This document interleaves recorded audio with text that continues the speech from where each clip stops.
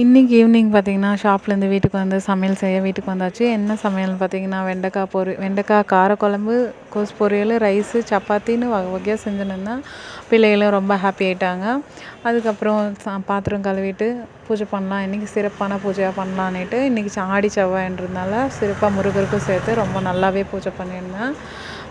பூஜை பண்ணி முடிச்சுட்டு இன்றைக்கி வாழ்க்கையில் வாங்கின மொத்த செருப்படியும் எனக்கு கண்ணு முன்னாடி ஞாபகம் வந்துடுச்சு. அதனால் கொஞ்ச நேரம் உம்முன்னு ஆகிட்டு இருந்தேன். அதுக்கப்புறம் அம்சா பொண்ணு எதுக்கும் தாழ்ந்து போக மாட்டா அப்படின்னு சொல்லி மனசில் இருக்கிற பக்ஷி சொல்லிச்சு. அதனால அப்படியே விட்டு தள்ளிட்டு ஹாப்பியாக பூஜை பண்ணி முடிச்சிட்டேன். பூஜை பண்ணதுக்கப்புறம் ரொம்பவே மங்களகரமாக ரொம்ப சூப்பராக இருந்துச்சு.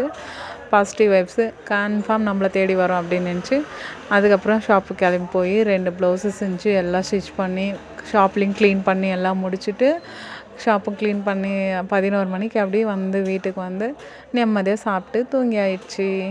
இந்த வீடியோ எப்படி இருந்துச்சுன்னு கமெண்ட்டில் சொல்லுங்கள். நீங்களும் எப்போல்லாம் பூஜை பண்ணுவீங்கன்ட்டு சொன்னால். தேங்க்யூ ஃபார் வாட்சிங். Bye friends.